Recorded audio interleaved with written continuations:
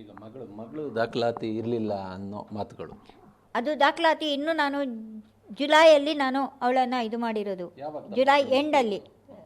July ಎಂಡಲ್ಲಿ ಅವಳನ್ನು ಇದು ಮಾಡೋಕ್ಕೆ ಕರ್ಕೊಂಡು ಹೋಗಿರೋದು. ಅವಳನ್ನು ಸಾಕಿದ್ದು ಸಮೇತ ಅರವಿಂದ ವಿಮಲ 1 to 7th ತನಕ. ಆಮೇಲೆ 7th ನಾನು ಕಲ್ಕತ್ತಾದಲ್ಲಿ ಒಬ್ಬ ಶೇಟು ಮನೆಯಲ್ಲಿ ಇದ್ದೆ.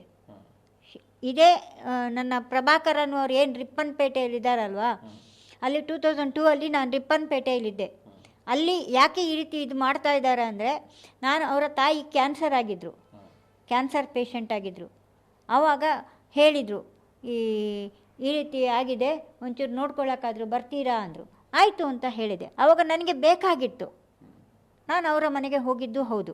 ಅಲ್ಲಿ ನಾಯಿಗಳನ್ನು ಅವರು ಒಂದು ನಾಯಿ ಮರಿ ಹಾಕಿತ್ತು. ಆ ನಾಯಿ ಮರಿಗಳನ್ನು ನಾನು ಸಾಕಿದ್ದು ಹೌದು. 2002 ಸಾಕಿದ್ದೀನಿ, 2003 ನಾನು ಸಾಕಿದ್ದೀನಿ. ಯಾವ ಪತ್ರಿಕೆಯಲ್ಲಿ ಏನು ಬಂದಿದೆ ಅದು ಸತ್ಯ.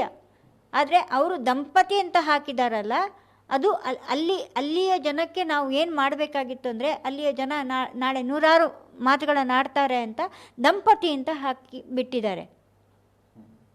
ಇದು ಸತ್ಯ.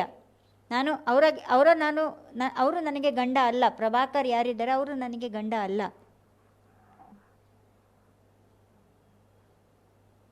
ನಾಯಿಗಳನ್ನು ಸಾಕಿದ್ದು ಹೌದು, ನಾಯಿಗಳನ್ನು ಮಕ್ಕಳಂತ ಹೇಳಿದ್ದು ಹೌದು. ಅಲ್ಲಿ ಎಲ್ಲರ ಹತ್ರನೂ ನಾನು ಅಲ್ಲಿ ಹೋದ ಆವಾಗ ನನಗೆ ಮಗಳಿದ್ದಾಳೆ ಅಂತ ನಾನು ಯಾರ ಹತ್ರನೂ ಹೇಳ್ಕೊಂಡಿಲ್ಲ.